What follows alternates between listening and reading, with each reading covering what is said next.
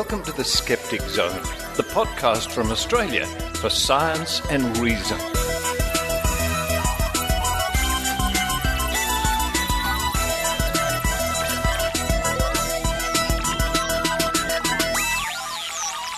Yes, it's the Skeptic Zone, episode number 426 for the 18th of December 2016.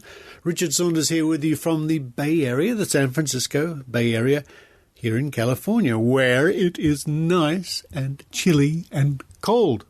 Well, for me, such a pleasant change after a very sticky, hot, muggy week in Sydney with a couple of cold days. I don't know if it's climate change or what's going on, but crazy weather in Sydney, but cool, crisp, sunny weather here in California. But you don't want to know about the weather. You can always listen to the weather podcast for that. Is there such a thing? I'll have to have a look. Coming up on this week's show, a grain of salt. Eran Segev More from QED earlier in the year, the Question, Explore, Discover convention in Manchester. This week, Eran chats with Britt Hermes, a former naturopathic doctor who shares the hard truths about naturopathic medicine to protect patients.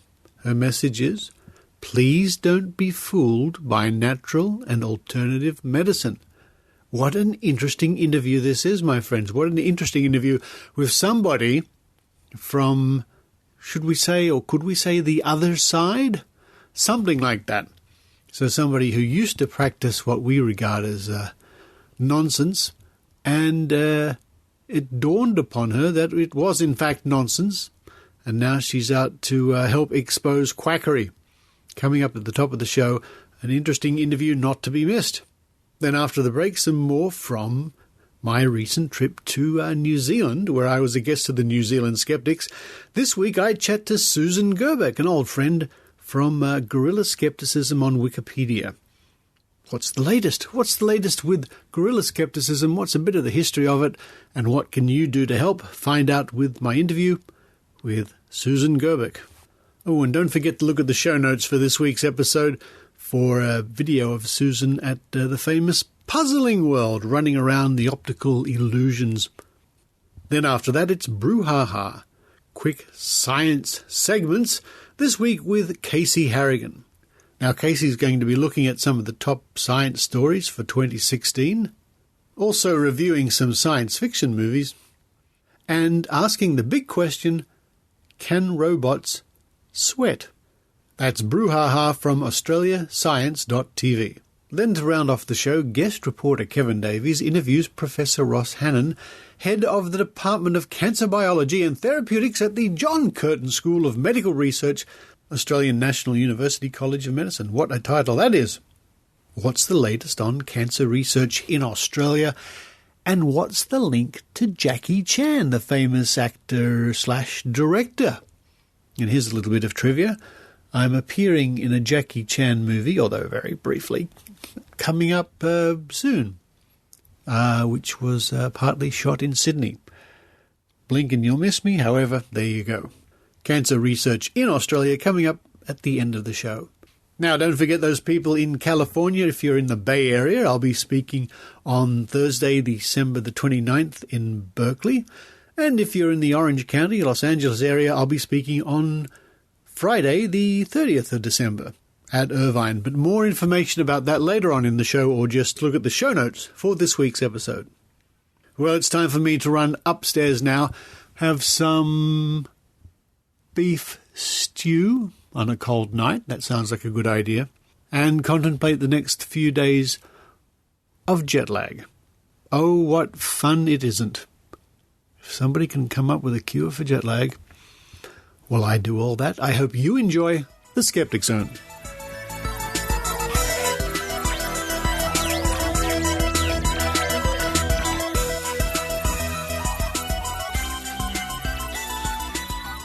Grain of salt, grain of salt, grain of salt. Let's all take this with a grain of salt. Here's Eran Segev. Grain of salt now, grain of salt, you gotta take it with a... I'm here with Britt Hermes, QED in the back room, so we'll try to speak quietly. Britt, can you tell the listeners to the Skeptic Zone why I'm speaking to you? I think you want to speak with me because I won the Occam Award for Best Blog, and that was a very exciting moment for me last night. And you were sitting next to me at the table at dinner last night and applauded me as I nervously made my way up to the stage and fumbled my way through an acceptance speech. A very inspiring acceptance speech. Well, I've been so graciously welcomed into the skeptic community, and this is my first QED con, and it's been such a really cool experience to meet all of these Twitter personalities live and in the flesh. They're not just cool caricatures. And it came from the heart. I've been really overwhelmed by how kind and how cool everybody has been. It's been a really incredible experience. Okay, so let's backtrack a little bit. Okay, so you gave a talk yesterday that told the audience about your journey. So you were a naturopath. Yes, I was a practicing naturopathic, air quotes, doctor in the U.S. for 3 years. I graduated from Bastyr University and then went into practice as a naturopath, thinking that I was adequately trained to practice medicine. And not just adequately trained to practice medicine, but also that I had special knowledge about how the body worked, about how herbal medicines work, that homeopathy was real, and that naturopathy was better than medicine, that somehow naturopaths had this special set of diagnosing tools to be able to find these so-called root causes of diseases that medical doctors were somehow missing in their amazing medical training, and that I was getting in my pseudo-medical training, pseudo-naturopathic training. And then at some point, we obviously not going to repeat the entire 50-minute talk that you gave yesterday, but at some point you basically realized that the evidence wasn't there. So what happened? What did you decide to do? I had a pretty terrible experience where basically my boss had been importing a medication. The medication was not approved by the FDA, which makes it illegal, and I found myself in the middle of this mess. And so I walked away from the profession feeling like the majority of naturopathy is unethical, and that I, as a naturopath, was a fraud. And I decided to expose that because as I started to look into what my education consisted of and how I was trained, I realized that by default, naturopaths are frauds, and that naturopaths are good people, but we don't have adequate medical training in order to provide competent medical care, and patients needed to know that this was not medicine, and I felt ethically compelled to speak out about it. And what were the repercussions for you? Because there were significant repercussions. Well, the loss of a community, loss of my naturopath friends, a lot of hate emails, and the loss of time. But more than loss of time was the loss of about $250,000 I spent on naturopathy, now trying to figure out how I was going to make any sort of a living not using this fake medical degree and to pay back my federal student loans.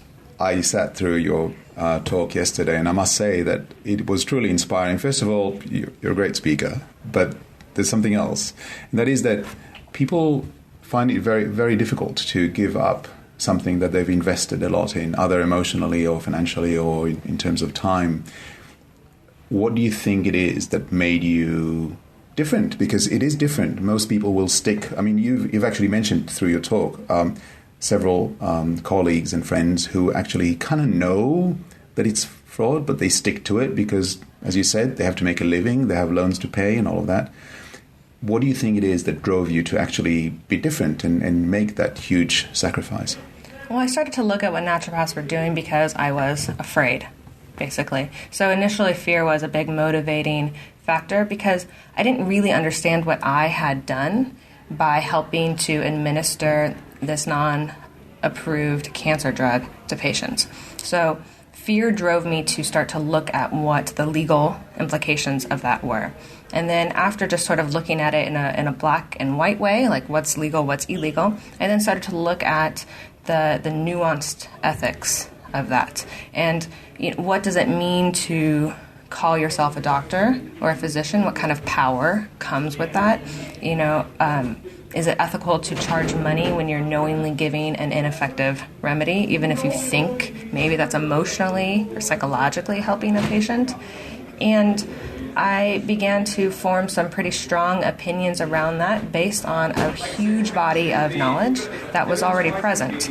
So what really helped me was the fact that there were many sources for me to turn to. Of course, there were the classics, Stephen Barrett's Quack Watch, which was really difficult to read, I have to say, Science-Based Medicine blog, and then some more neutral sources of information, like from Simon Singh and Edward Ernst, their book Trick or Treatment, Alternative Medicine on Trial. So I started to make my way through and tried to form my own opinions. Now, what I found was that my opinions already fit with the opinions of many scientists and skeptics. And so sort of fitting my voice into their voice was a huge light bulb moment for me to realize that I couldn't look at myself in the mirror and do this. I couldn't do it. So you're now with your husband in Germany, and you're studying what? I'm pursuing a Master of Science in Biomedical Research. Which you wouldn't have thought so a few years ago, but it's quite a departure from what you used to. You would have thought, at the time, you would have thought that it was science, what you were doing, but now you realize that it's quite a departure, right? Yeah, I thought I knew what research was all about. I had participated a little bit in naturopathic research and looking at the effectiveness of some herbal remedies. I was not doing anything close to research then, but I only know that because I have gone to great lengths to re-educate myself and to integrate myself into communities that strive to produce high-quality research with a high set of ethics. So I've become involved with the Sense About Science All Trials campaign, for example, and am wanting to understand all sides of the complexities of ethics around medicine. Yeah, so, you won the very well-deserved Ockham Award last night for your blog. So where can people find your blog? People can find me at naturopathicdiaries.com. And you also write for Science-Based Medicine, or have written for Science-Based Medicine? I've written off and on over the past 2 years for ScienceBasedMedicine.com. I also write for Science 2.0, and I now write for Forbes as well. Very nice. Well, congratulations on the award and on doing the right thing. Thank you very much, Britt. Thank you. Thanks. Grain of salt now. Grain of salt, you gotta take it with a...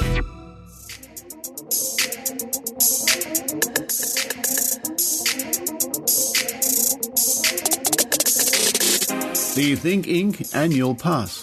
Think Inc., the people who brought you Dr. Neil deGrasse Tyson, James Randi, Dr. Ben Goldacre, Dr. Lisa Randall, Sam Harris, and many more, are delighted to announce their annual pass for 2017. This pass allows access to all their events. Priced at just $299, the average cost of 2 tickets, the annual pass will include VIP seating and a podcast and video versions of the event, just in case you can't make it in person. The Think Inc. Annual Pass is a perfect way for regular thinkers to maximize their experience, as well as a clever present for friends and family looking to explore smart answers to big questions. A highlight of the coming season is none other than Dame Jane Goodall. For more information and to get your annual pass, visit thinkinc.org.au.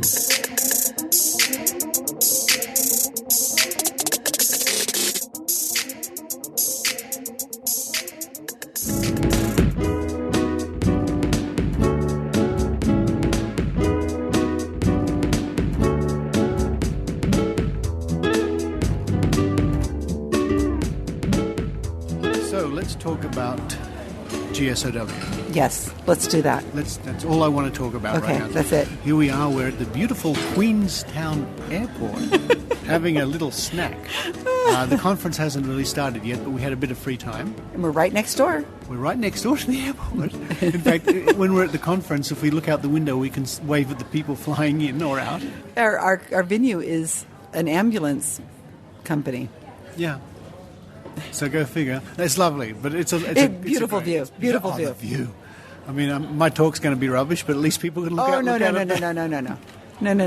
It's going to be wonderful. How's Guerrilla Skepticism going? Well, how is Guerrilla Skepticism on Wikipedia going? Yes. It is...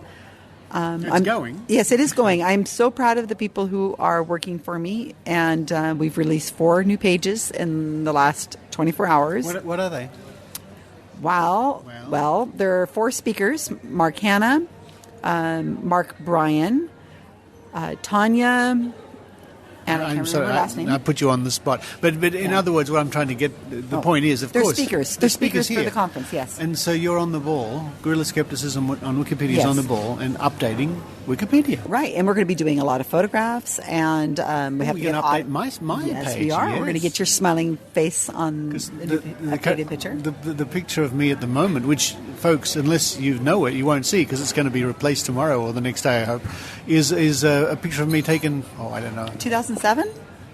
Was it from the Australian cruise? I mean, the Alaskan cruise? No, the picture of me on Wikipedia is actually a picture of me dressed up as a psychiatric patient on a TV show.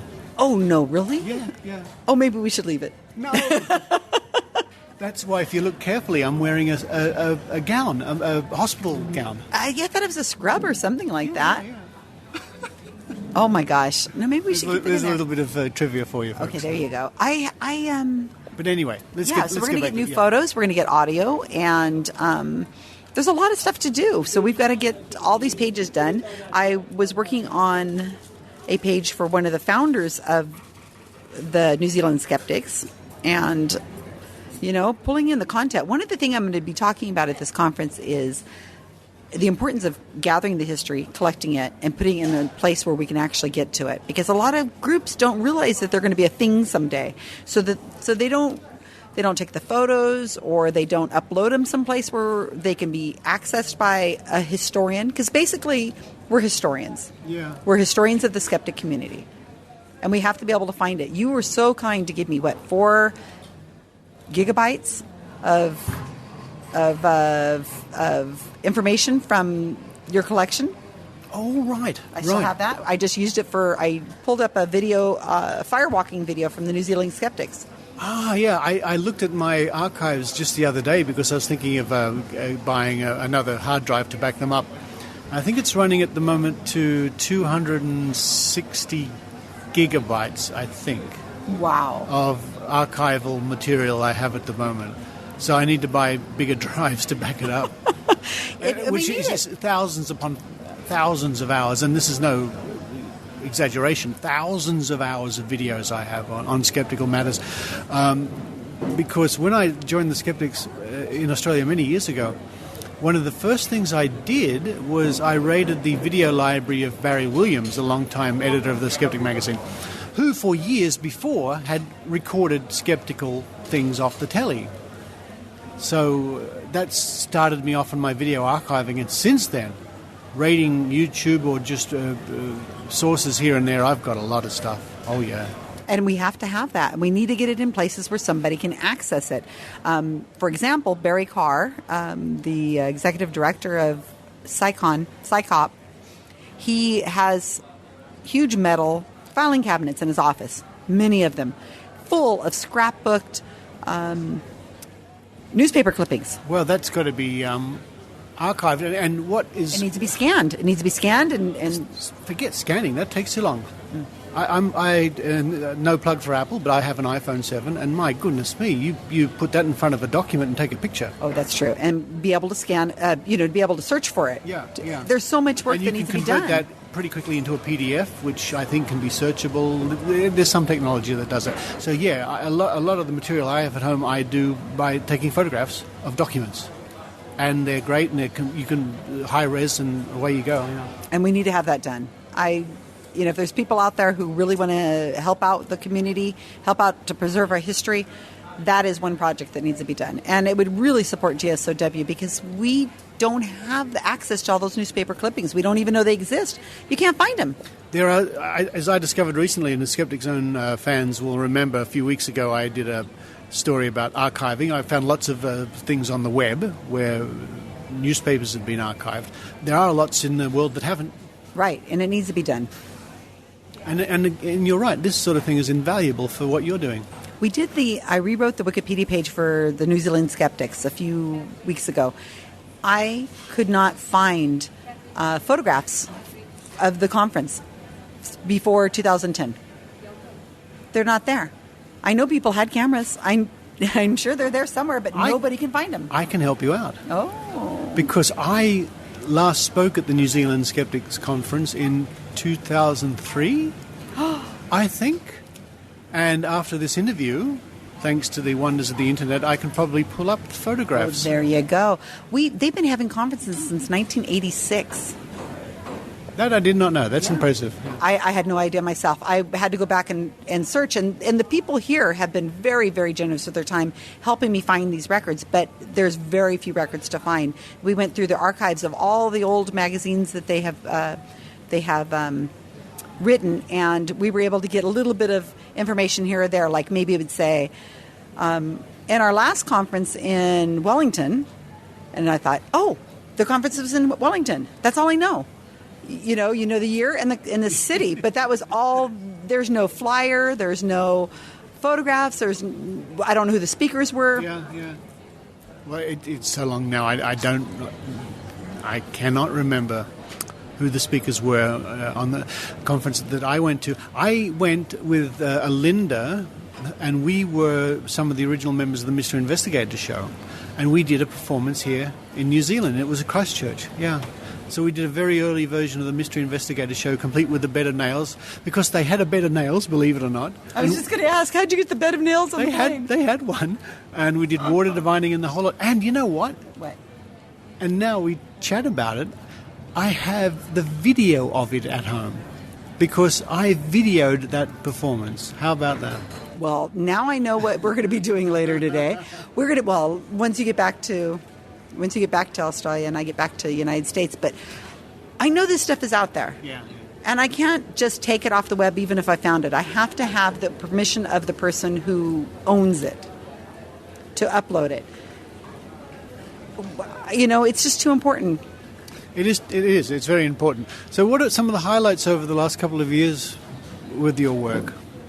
So what we're trying to do is encouraging people out there to get really interested in Susan. So what are some of the highlights? So one of the things we've done recently is we have completely changed how we train. It is all self-paced. I am the trainer, and we are existing on Facebook in a secret hidden group where it's called the Secret Cabal. And once you join our training program, you're put in the Secret Cabal with all the other editors, and we learn from each other. We discuss what we're doing. We proofread each other's articles. We help train each other, suggestions. It's just incredible. It's a very powerful, friendly, encouraging environment. Then, as I said, we've changed training so that we're using Google Documents. It's self-paced. People can do it at their own leisure, and I will keep up with them as they edit. So as they go through their assignments, they report back to me and say, I finished this assignment or whatever, and I check it, and we talk about it, and we move on to the next one. So you can watch all the videos and follow all the blogs, and you can read everything you need to read and on your own time. So it can take you weeks or months to finish, and I think that the way we've set it up now is much less stress on me. So I used to assign everything. Yes. And people are able to, as I say, do it in their own time. And this has been a skill. This has been a boon. We're putting more people through training now in a quicker way. Now, to end up, you've had your critics. The Guerrilla Skepticism and Wikipedia has had critics over the while. What's their beef? The only critics we really have had are from the paranormal community. They blame us for anything and everything that happens. Homeopaths, the Brzezinski Clinic, Deepak Chopra, Rupert Sheldrake. Oh, they hate us. Natural News has written up at least 3 articles on me saying that I and David Gorski are the bane of skepticism or something. I don't know. They think he's in charge of the Guerrilla Skepticism on Wikipedia project, which is hilarious. And so yeah, we're hated. I say we're endorsed by so many people because you know you're doing a darn good job whenever these people are attacking you. And they really aren't even attacking us. They write a blog, they get all huffed up about it, and we haven't even done whatever it is they said they've done, that we're doing. That's the most hilarious part. Well, that's not unusual. They don't know how to check sources. They don't know how to... I mean, everything is out there. If they wanted to find out and really care, they could find out. It would take them maybe 20 minutes to figure this whole thing out, who I am, who everybody is, what we're doing, and they would be sadly disappointed because we really aren't doing the things that they think we are. But we'll take the reputation because it's great. Well, they'd be sadly disappointed if they discover that we're not actually part of the Illuminati or the conspiracy, and we're not funded by whatever ex-corporation, Big Pharma at least, or whatever ex-corporation. We're not. And sometimes I think, damn, but we're not. I totally agree. If we could only have the power that they think we have, then we would rule the world. We would. We'd make more changes, I think.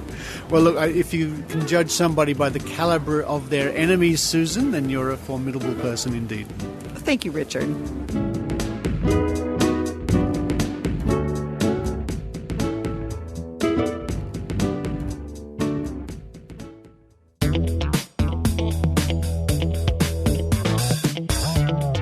And now, direct from the cafe at Australia's Science Channel, it's Brew Ha Ha with Casey Harrigan.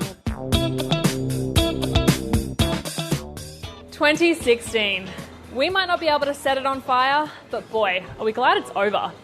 Let's turn lemons into lemonade by looking to our one true love, science. Here are our top 3 biggest science stories of 2016. First up, the Zika virus. The disease has been around since the 40s, but it was in February that the WHO declared it a public health emergency of international concern. Between investigating sexual transmission and microcephaly and the risks associated with the Rio Olympics, Zika was never going to stray far from the headlines.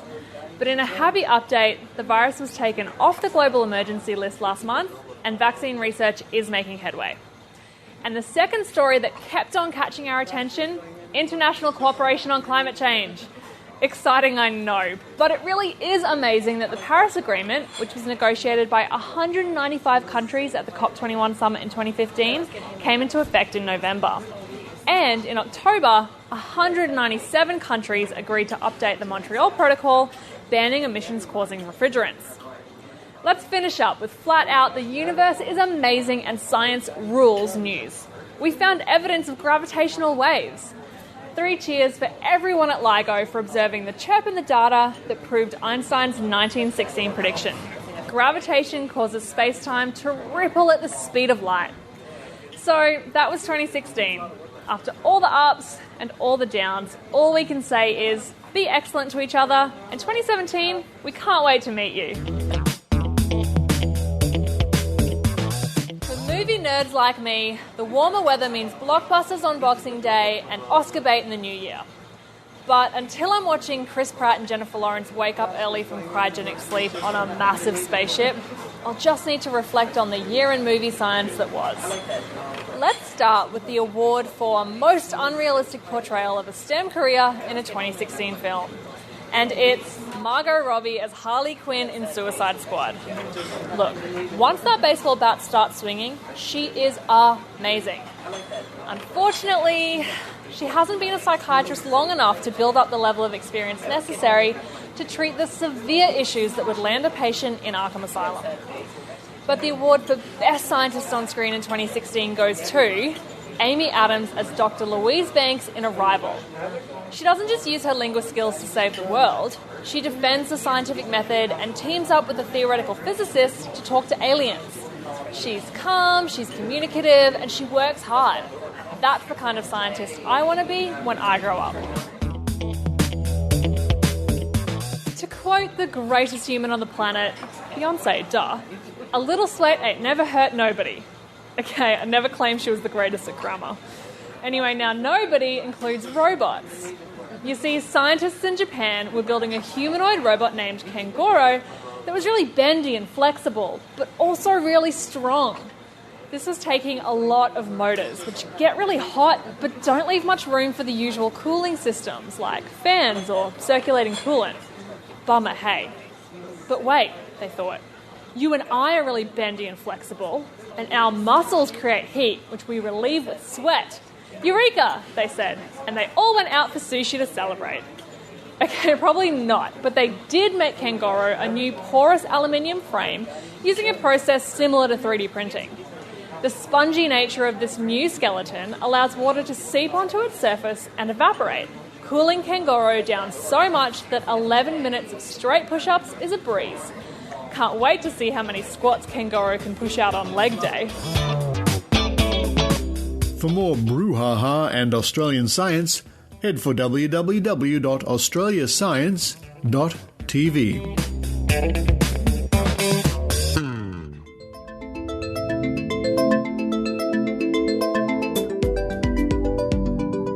This December in California, I'll be giving my talk Strange Energies and Even Stranger Devices, Too Good to Be True, on the 29th and the 30th of December. The talk on the 29th of December will be in Berkeley and on the 30th in Irvine. My hosts for the Berkeley event will be the Bay Area Skeptics, and my host in Irvine will be the Orange County Science Club. For more information and to book your seat, see the show notes linked to this episode of the Skeptic Zone.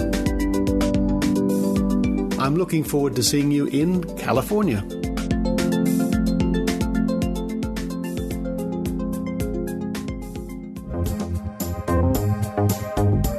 I'm pleased to say that Australia, in many ways, leads the world when it comes to things like cancer research. Now, our guest reporter Kevin Davies interviews Professor Ross Hannan, head of the Department of Cancer Biology and Therapeutics at the John Curtin School of Medical Research. I'm here at the John Curtin School of Medical Research at the ANU, and I'm speaking to Professor Ross Hannan. Pleasure to be here.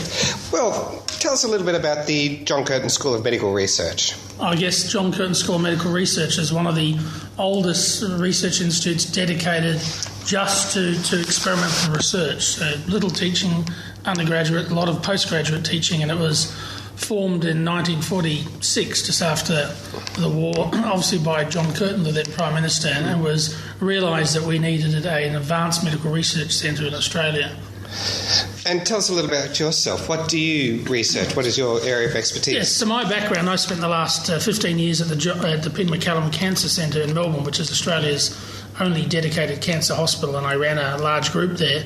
And I moved from there to John Curtin early last year to set up what is the first Department of Cancer in any university in Australia. So the new department is the first new department in John Curtin in over 20 years, solely dedicated to cancer research. So we're pretty excited to have that focus and that critical mass. And on the tour earlier today, I got to see a new laboratory that was under construction about dealing with targeted medicines. Would you be able to explain a bit about that? So this is a new high-throughput screening facility, and the goal of the screening facility is to be able to reduce the impossible to the possible. So this facility, which is run by robots and high-tech, high-throughput microscopes and other sorts of fax analyzers, can basically screen millions of drugs to find new targets for new types of cancer, and it can do this in real time within weeks, as opposed to something which would be impossible to do. And not only do we screen small molecules to find new drugs, we can take advantage of some really neat technologies out there, like gene editing. So one of these gene editing processes is a new technology for deleting individually genes from the genome, but now we can do that in high throughput, and we can individually delete every gene in the genome and ask how it affects a certain process. Functional genomics, in other words. And how long do you think we'll start seeing these sort of drugs entering the mainstream to be used? So the normal time it takes to develop a drug in industry is about 10 years, but that's because there's a lot of constraints of industry and how they do things in the university environment. We can do that in 3 to 5 years. So we think it's a great environment for doing things cheaper and faster than what often it takes industry a long time. So we hope this screening facility will be built in the end of the year here, so in a couple of months' time. We'll start doing our first experiments next year, and we'd hope to be finding molecules for cancer therapy and for other sort of immune problems probably within 3-4 years. Oh, that's excellent. I really do wish you the best of luck. As I said, unfortunately my father died of cancer, and so I want you to get those drugs out there. Yeah, I mean, that's the real reason we're doing this, is because while we've done really well in certain cancers, and certain childhood cancers is 80% survival rate, certain cancers like lung cancer, which your father passed away from, cancers like prostate cancer, we've really not made any differences in the last 20 years, and these are really difficult cancers, and we need to use the latest technology, these high-throughput mass attack approaches, to try and find new therapies. Why are these cancers so much more difficult?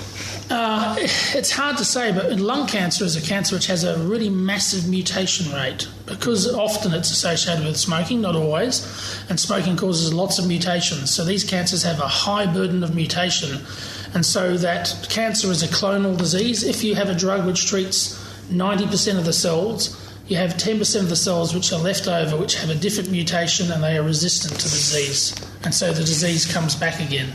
And then you treat it with another drug, you kill 90% of those cells, but you still have 10% of that 10% left, and they grow back again. So you keep on clonally selecting out these different mutations, and so it's really difficult. Other cancers only have 5 or 10 mutations. Lung cancer has some of the most highest burden of mutations, a bit like melanoma, skin-affected cancer, where you have the sun causing these mutations. Once again, melanoma is very difficult to treat. Okay. Now, during the tour, you mentioned that you were looking at, say, places like the Great Barrier Reef to try and find new drugs, new compounds. Can you please talk about that a little bit more? Yeah, look, this is actually something which was tried many years ago by big drug companies, and they didn't succeed very well. And this is taking natural compounds to find new drugs, and this is because they didn't have the right technology then. They didn't have these functional screens that we have, where we look at how a drug affects a process rather than an individual molecule. And so the idea then is that nature produces millions and millions of different compounds, and these evolved with the organisms, and it could be a mollusk, it could be a sponge, or it could be a coral reef. And so we know that these drugs have proteins and other factors they bind to, they have a function. What we're trying to do is find out what their function is, because it's like a lock and key. They've been developed over these millions of years, so they're highly efficient at binding these proteins. So if we can pull these molecules out and find out what their function is, we may find ones which naturally, say, block cell growth or accelerate cell growth. So in the case of cancer, something which may block cell growth. And so we want to go back and revisit Australia's chemome, it's called. So it's all these molecules which are produced by the bacteria, by sponges, all sort of biological agents. And we hope that we can go back, and the advantage of these drugs is they're really complex molecules. A lot of the libraries which people are currently screening are synthetic libraries. They're made by man, and they screen these man-made libraries to try and find a new small molecule that will inhibit cancer. Because they're man-made, they're simple, right? Because it's very hard to make really complex molecules. Whereas these drugs which we're isolating from Australia's chemome are very complex. And if you look at 50% of all drugs that are used in cancer, they've actually come from naturally occurring compounds. So we think it's a good area to go back and harvest. Now, how many researchers do you have in the school here? So at the John Curtin, there'll be about 380 to 400 people in total, and of that, probably 300 of those will be dedicated to research, right through from basic fundamental research through to preclinical and even clinical work where we're putting drugs into human beings. Now, I noticed before we were in the Jackie Chan Science Centre. Can you explain a little bit more about the link to Jackie Chan? I'm not completely over that one, but I'm pretty sure that Jackie Chan's mother used to live here, and she was treated in the local hospital, and so that was a donation because the help that the local people here gave his mother. Fantastic. So this is part of these donations from the people like that make the big difference in us having fantastic pieces of equipment versus it's an arms race research. Yes. Those people that have the best toys win that arms race, and so we need to be able to compete with America, with the UK, with the best equipment. And so people that donate money like that, we can enable us to buy some of this best equipment. Yeah, you were saying there's about a 3-year turnaround for technology. Is that getting shorter and shorter? Yeah, it is, and we're finding that the new devices for sequencing genes to discover mutations, right? The machine that we bought 3 years ago is outdated. There's a much better machine now which can sequence faster, bigger reads. And so, you have to keep on finding the money to buy the new latest technology, because that's where the new discoveries will come from. Same with microscopes. The microscopes, the new technology for visualising cells is accelerating all through due to physics and maths and better sort of knowledge. So it's clearly an area where you have to somehow compete with these products which go out of date very quickly. It's expensive business, as you can imagine. Yeah, I guess one of the really good things about particularly the ANU University, it's a hub for people from all over the world that they come to. And so in my laboratory, about 50% of the staff were not born in Australia. Some of them have come out from Asia, from UK, Germany, South America, Canada, to do maybe an undergraduate degree or to do a PhD here, or some of them have come here to do their postdoctoral research because they're looking for a really good laboratory. In this case, it's a cancer research laboratory. So we have a really diverse group of people, which is, I think, is fantastic because people from different backgrounds have different ways of thinking. It's surprising how different ways of thinking can actually synergise when you get them together in the laboratory. Okay. Thank you very much, Professor Ross Hannan. My pleasure. Thank you.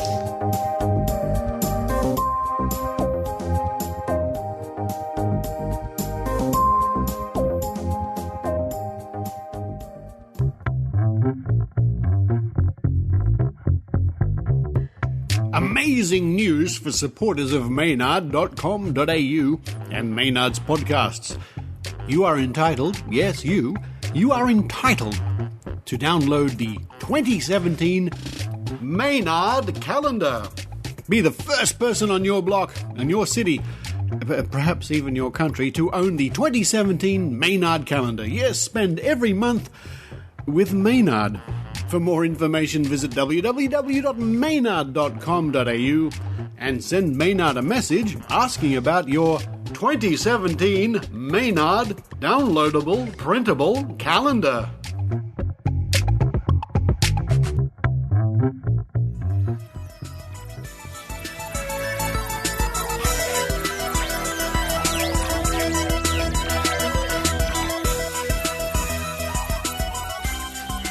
Thank you for listening to the Skeptic Zone. Next week, the Skeptic Zone Christmas special. Well, it's a Skeptic Zone on Christmas. Whether it's special or not, I don't know. I hope so. I catch up with Maynard and have a chat to him about Christmas. More from the New Zealand convention, where I catch up with my old friend Loretta Marin, the Jelly Bean Lady.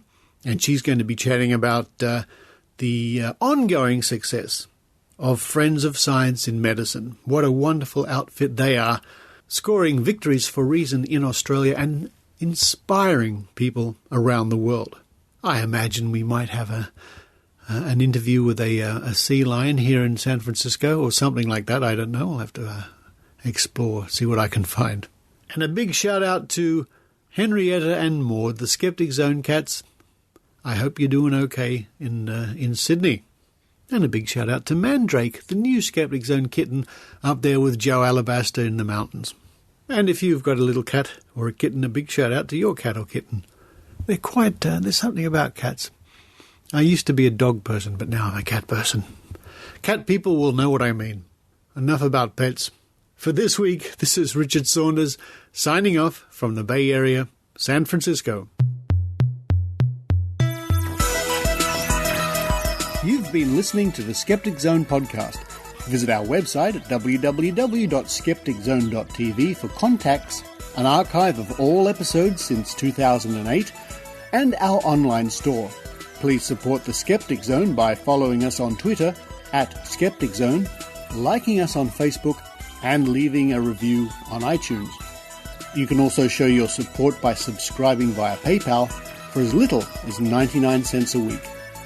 The Skeptic Zone is an independent production. The views and opinions expressed on the Skeptic Zone are not necessarily those of Australian Skeptics Inc. or any other skeptical organisation.